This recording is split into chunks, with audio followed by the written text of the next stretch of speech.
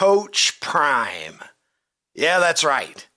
Deion Sanders' college football season has descended upon us, and that means, we learned last year, that means a lot of Deion Sanders content.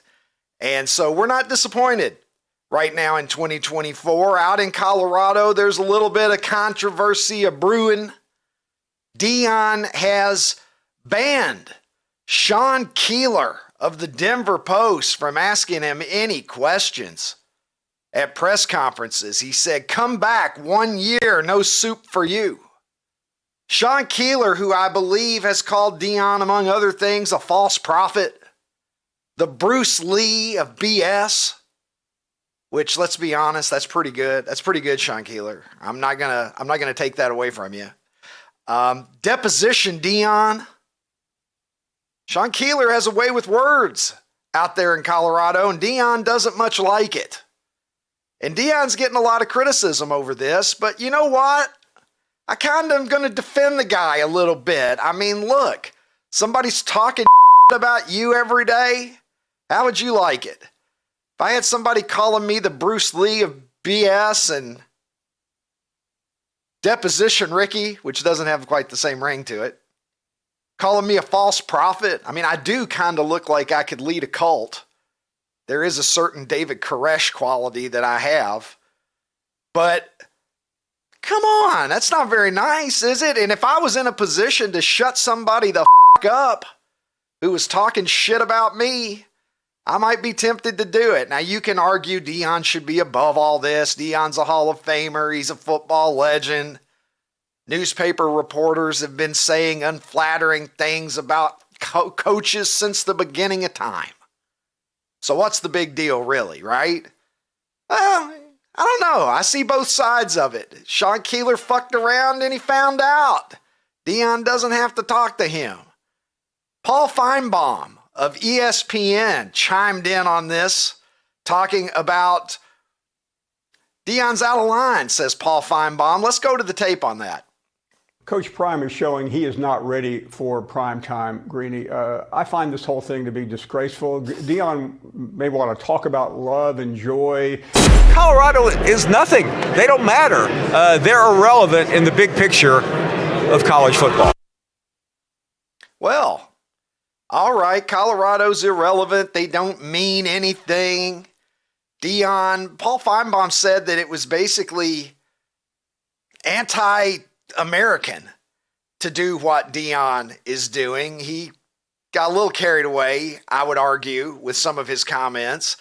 And Deion Sanders, who says that he likes to stay above the fray as much as he can, but can't really avoid the fray because Deion likes to talk about Deion, had a response to Paul Feinbaum when he was on Robert Griffin III's, I believe it was his podcast. Let's take a look at that. So when you hear guys like Paul Feinbaum calling your program irrelevant, you know, but he talking about us. How can we be irrelevant and you talking about me? Yeah. Like every time I turn around, somebody's sending me a quote that you talking about.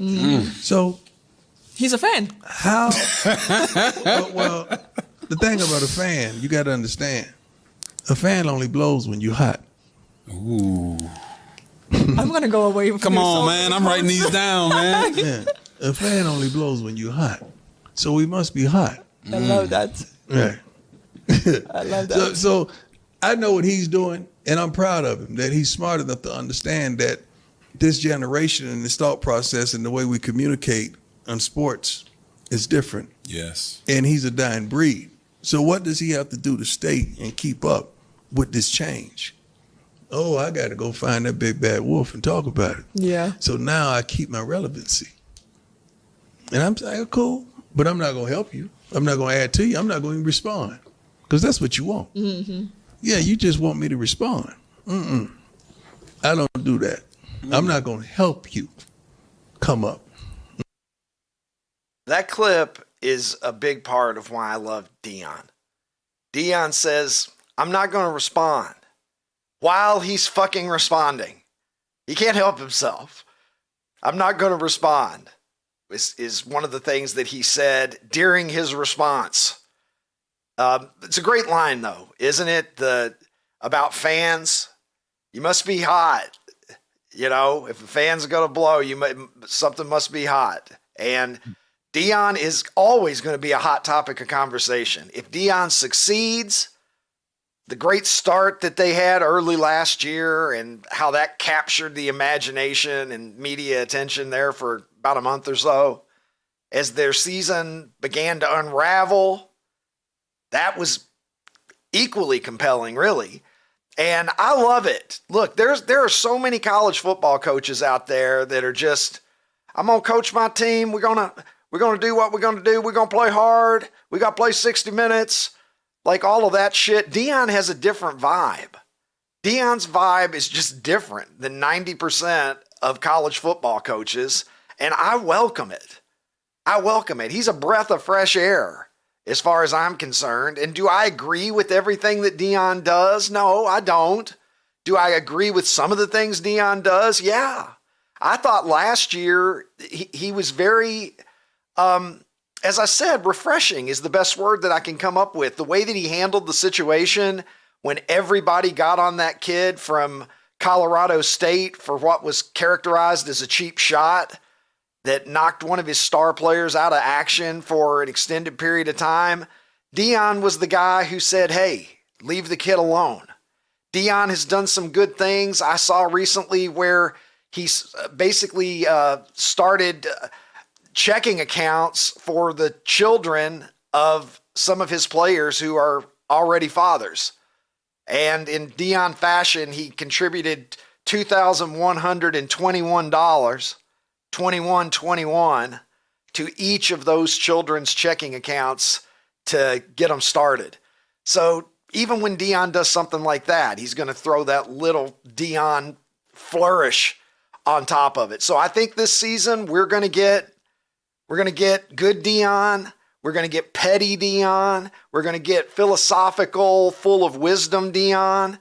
We're going to get irritated by the media and maybe says some things that aren't necessarily the greatest Deion. And I'm here for all of it because Deion Sanders makes college football more fun. And I'm in favor of that.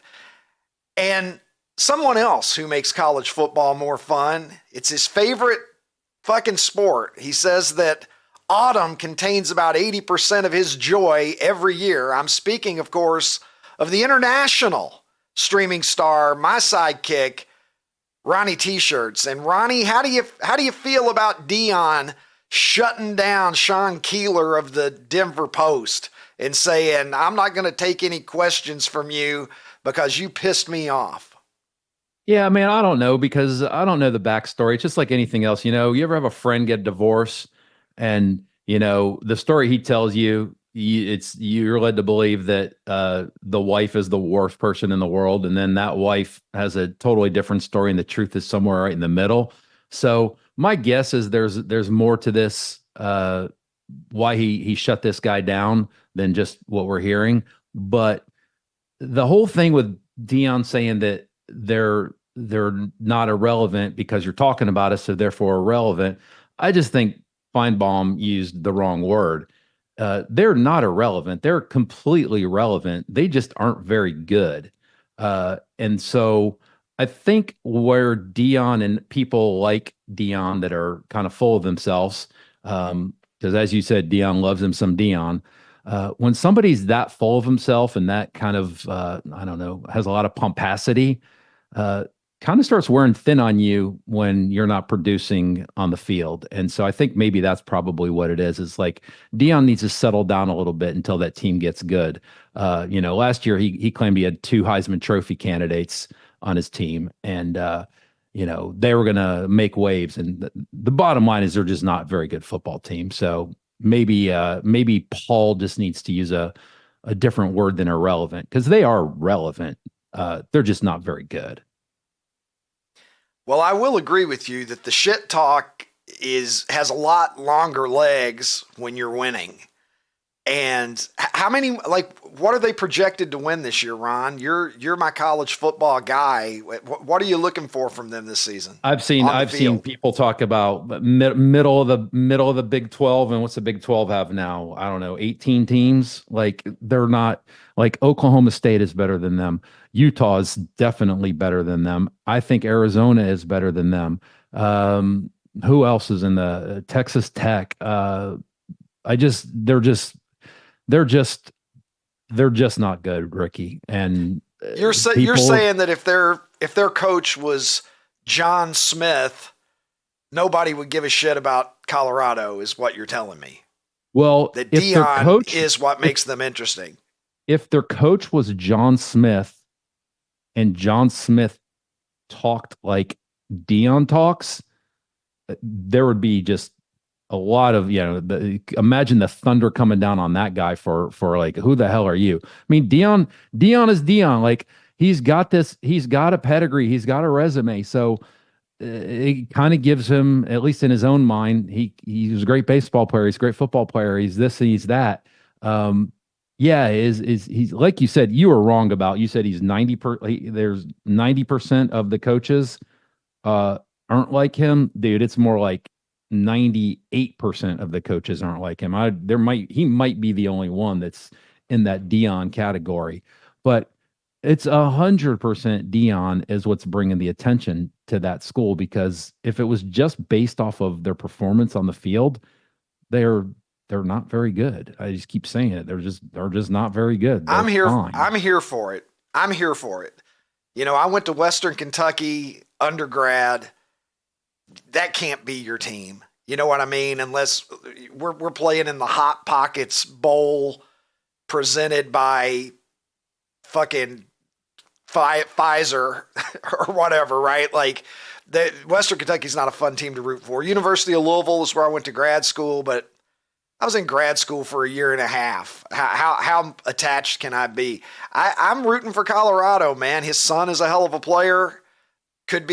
Some people say he could be the number one pick in next year's draft. So they're compelling for that reason as well. Anyway, we'll find out soon enough. They kick off their season tomorrow night, Ronnie. So pretty soon the product will be on the field, and Dion will be getting questioned one way or another over the performance of the team. Let's go to the poll of the day, as we do every day here on this show. I hope that you're getting in the rhythm of this show. We like to go to the poll of the day that I post over at Super 70 Sports on X on a daily basis. And early results trickling in today. I posted it a little bit later than ordinary, but it looks like we were already up over 1,000 votes, over 1,600 votes cast. This is a collaborative poll. I took 2 suggestions from Ronnie T-shirts, and I contributed 2 suggestions of my own today. We won't reveal yet who contributed what, but before we go to the results and before producer Tim makes his selection, Ronnie, I think this might be our most balanced poll out of the last several. I have hopes that this one might be relatively close. Break it down for me here, what you're expecting before we find out what the public is saying today. So obviously I know which ones that were mine. So clearly that's one of the ones that I picked is one of the ones that were mine is the one that I picked. Halloween, I got to tell you, man, Halloween was great as a kid, but the neighborhood I live in, there's upwards of 3,000 houses here. Halloween as an adult is fun. Like, we've got 3 kind of regular Halloween parties that we go to, and Halloween's a fun time here. And so I actually have grown to really enjoy Halloween as an adult. Fleetwood Mac. We need the Zach Wilson costume. That's my fault. I should have gotten the Halloween costume picture to we'll Tim. Figure out. If you go to Super 70s, I'll look for it. Yeah. You went as Zach Wilson. Way. It was terrific. Yeah. Fleetwood Mac is just, dude, like, that genre of music is not my favorite music, but man, Fleetwood Mac is fantastic. I told you I was on that cruise and they did a kind of a tribute to Rumors one night, and it was just amazing. And I love this. I love the song Tusk, especially when the USC band opens up in the video that they had for that. Ken Griffey Jr. I mean, that's enough said about Ken Griffey Jr., right? And buffalo wings, like that's my final meal, dude. Like buffalo wings are my absolute favorite food. Are So you're buffalo not a wings- boneless guy either, are you? How do you Well, feel about that- boneless those are- wings? tho- Is that like a man? Is that a man card thing? Because I like boneless wings. May as well I admit that like I'm resigning from being a male when I say that. 100%, because what you just described were nuggets dipped in buffalo sauce. So, like, no, those are not wings. And I'm blue cheese versus ranch. What are you? I would prefer ranch. I would go ranch. Yeah, your man card is completely revoked for today's show. Early. It only took 15 minutes. Oh, and the anticipation beginning to build now. Producer Tim is going to make his call. He's flirting with Halloween, Ronnie. He's thinking about Fleetwood Mac. And he goes Buffalo Wings. And it looks like we've got a close race today between Ken Griffey Jr. and Buffalo Wings. Fleetwood Mac, third place, and Halloween, all the fun it's given you, all the tricks that you threatened in your life in order to get treats. Not very much love for Halloween. Yeah, I think that's pretty Happening today, predictable. I think it's pretty predictable for this poll based on your audience. And unless you live in a place like where I do, I don't think as an adult you're really going to love Halloween. So I think it's kind of predictable. But Well, I mean, I'm surprised that Ken childhood Griffey. memories alone. Yeah, I agree with that. What do you think? What's your cutoff age for kids trick or treating? That if a certain age comes to your door, you're just like, come on, dude. You know, like if you look like you're in high school, maybe it's starting to push it. But you know what? At the same time, adulthood sucks so fucking bad.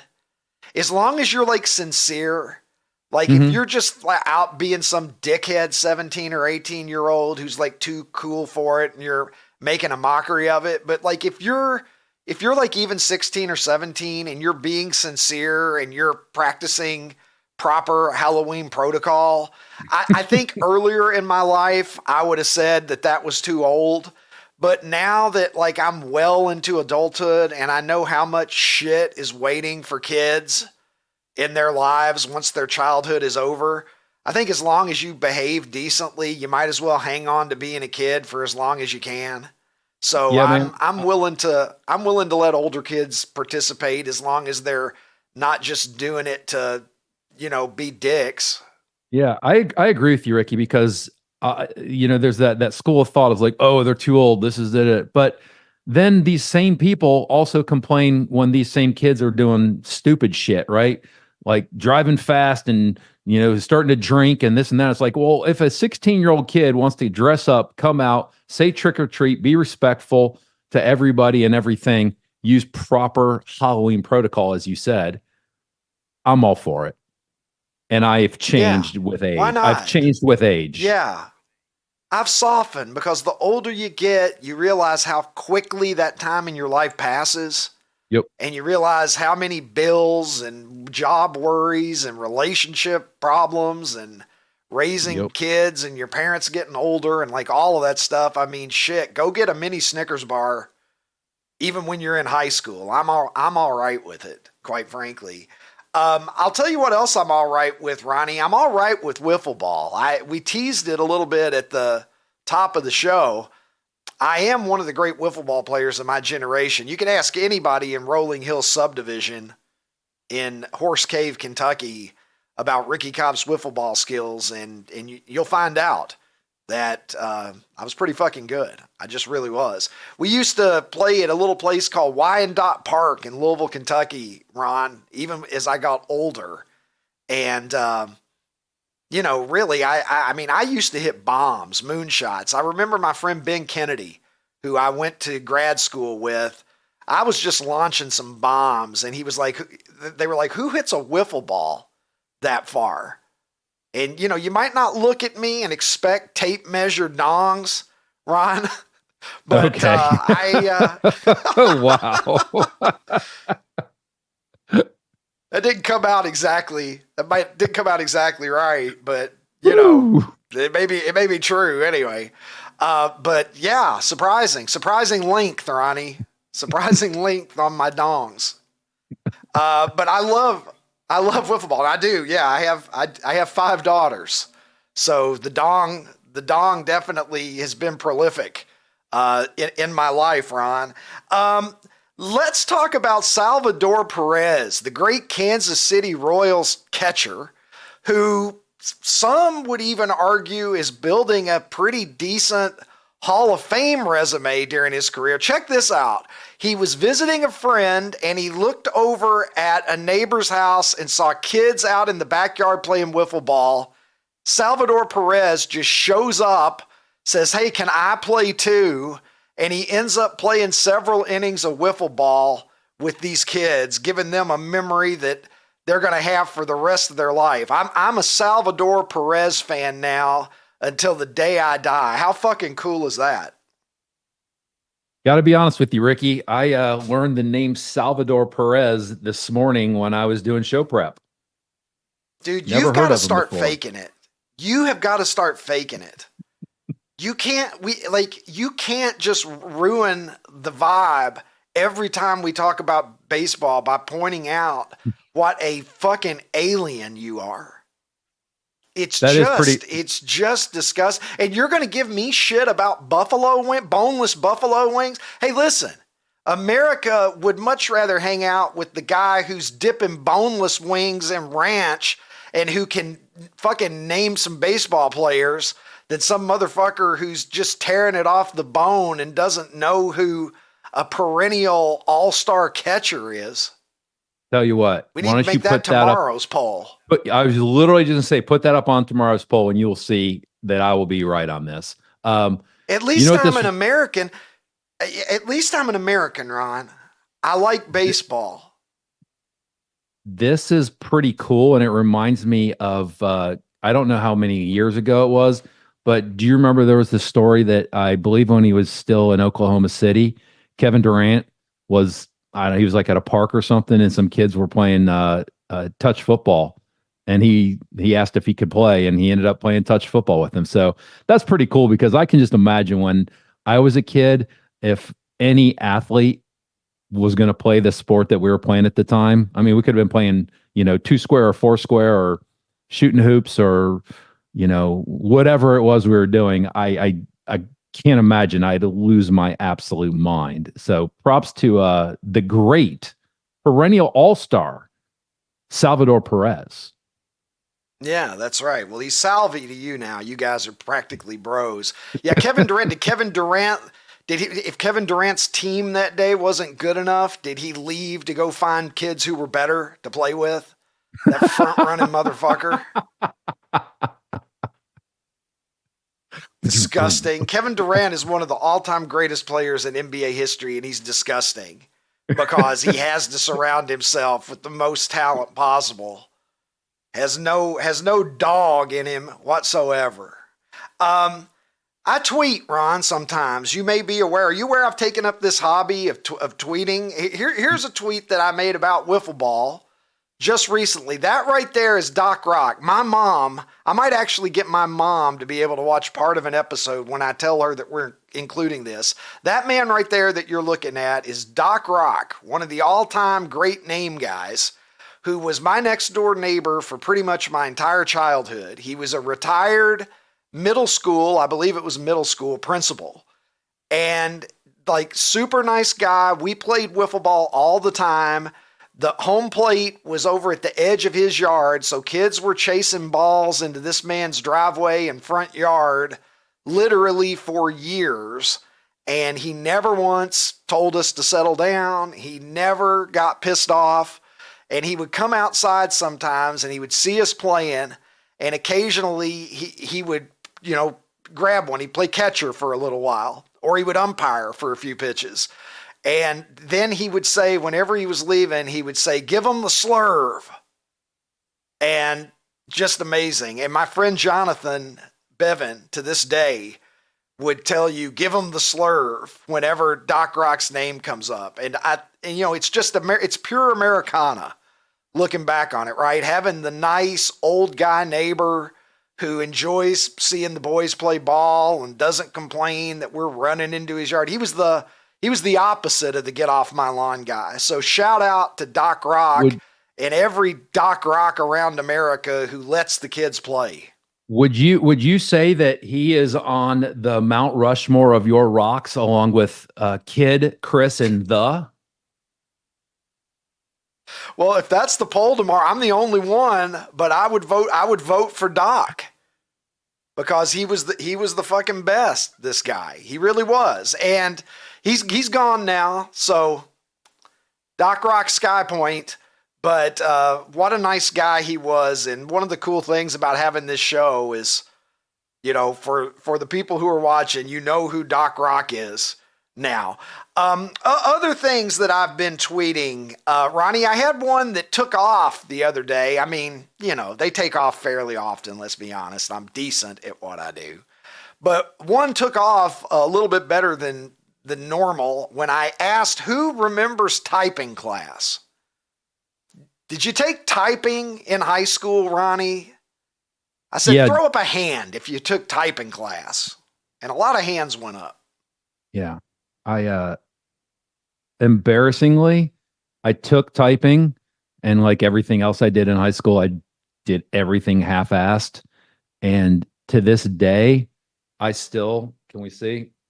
I type like this. I've memorized over the years where the all the letters and everything characters are on the keyboard, and I type pretty well, but I just two fingers. So yeah, I'm a pecker, half-assed also, like everything Ron. else I did. What's that? Yeah, we're a couple of peckers, and we may be at our limit for double entendres in this show already. But yeah, I was like a 40 words a minute man. I was never a speed demon. I did make an A. Daisy Hayden's typing class. I was a freshman. And I somehow got out of there with an A. I limited the mistakes, but I was about a 40 word a minute man. I wasn't great. Joe Kinsey says, throw up your hand if you, let's go back to Joe Kinsey. Outkicks own Joe Kinsey.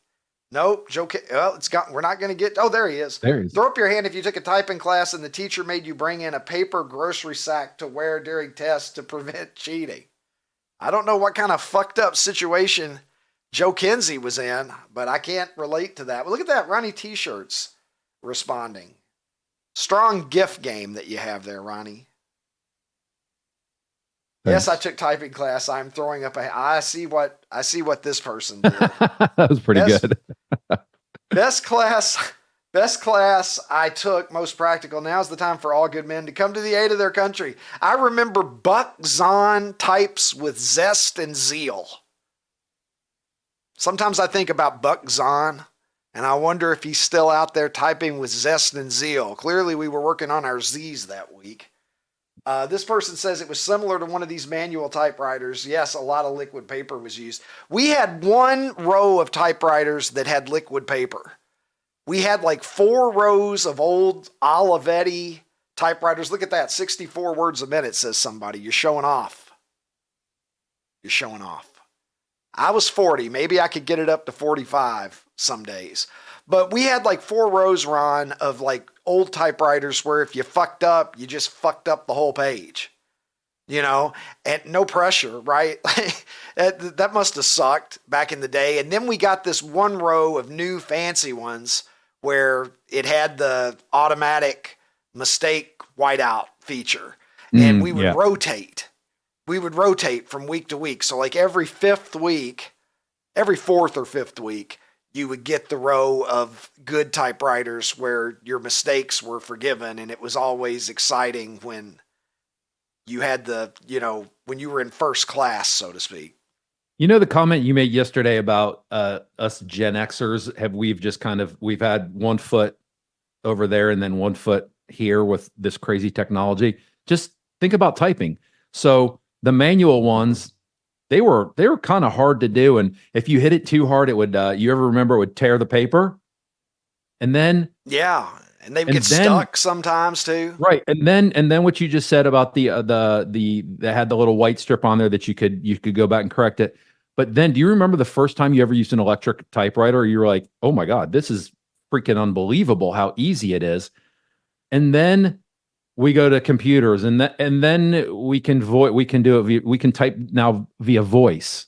Like it's pretty crazy. It really is crazy what we have seen in our life as Gen Xers. Yeah. I think that we've lived at, and I think it's one of the reasons that people are so fascinated about the 70s and 80s. Because, nobody should know who I am. I often think about that, right? Nobody should really know who I am. I'm just I still get to say that now.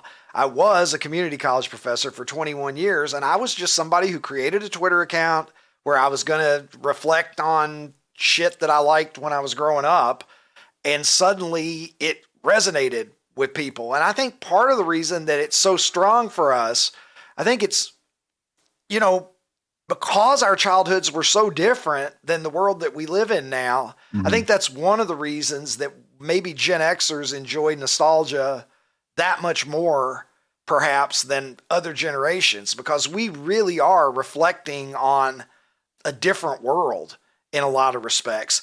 Let's go to the poll comments here. I think we can get a few comments that are coming in. There's some good options here, but choosing anything over the most beautiful swing of all time should be a felony. That obviously is a Ken Griffey Jr. voter. Halloween, but the movie.